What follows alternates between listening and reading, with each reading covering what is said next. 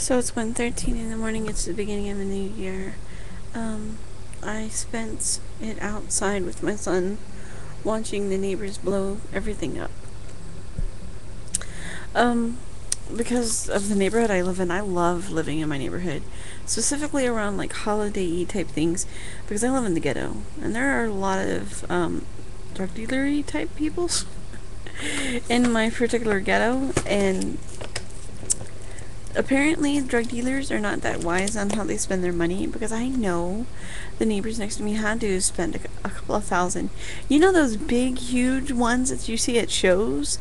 They were popping them like for 3 hours straight, just I haven't had a chance, to ask them how much they spent. But I mean, they were doing that. The people on the other side were doing that. The people down the street, and it was just my son was whoo. He didn't know where to look. He enjoyed it. So it's cold for us. It was 34 degrees outside.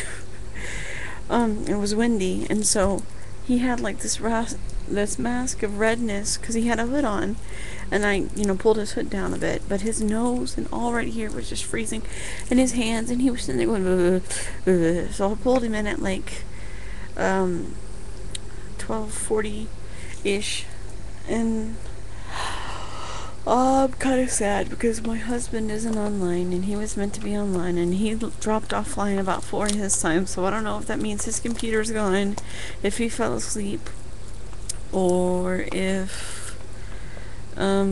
he just doesn't want to be with me.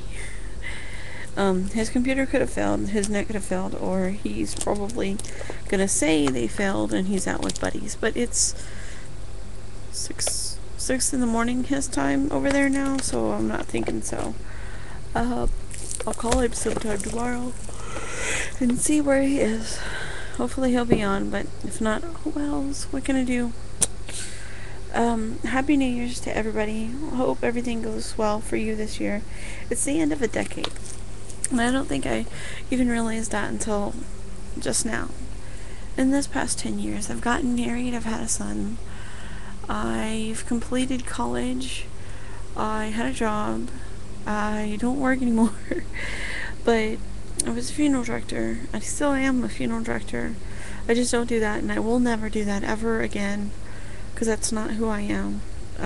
I couldn't sit and manipulate people into selling them things that they don't need for a loved one that probably wouldn't have cared. And just dealing with the people crying over their loss, and then, yeah, I just couldn't do that. The whole, if I was just an embalmer, that's fine. I could do that. Which I do, I'm licensed for that as well. But it's ridiculous. I don't want, or don't think I would need, to do funeral directing again. I probably am going to end up going back to school to be a teacher, which I started to do that in the first place.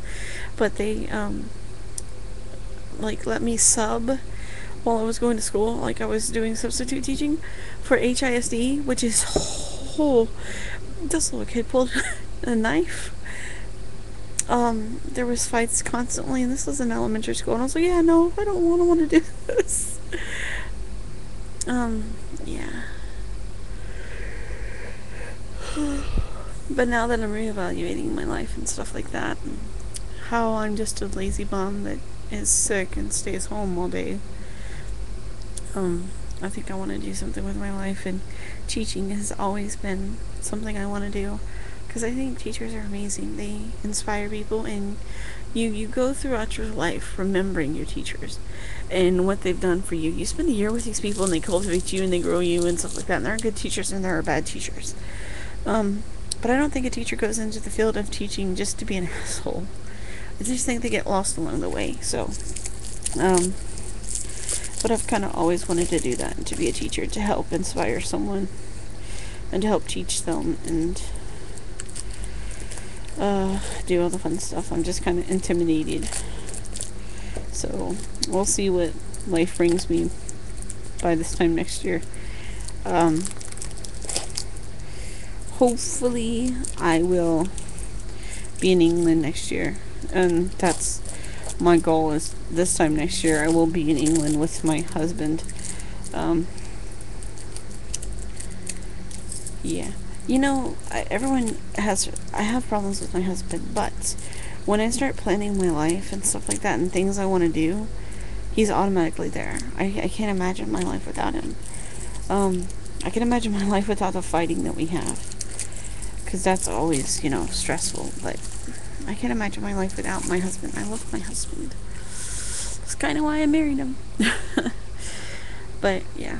I'm starting the Shayloss, and I said my partings to my Lindor truffles, which is really making me nauseous, but it's white chocolate, so it doesn't have a high cocoa count, but apparently there's some cocoa in there because I'm really nauseous and I don't want to throw up. So I'm going to go because I have to take some Benadryl and hopefully not end up going to the hospital. Yay!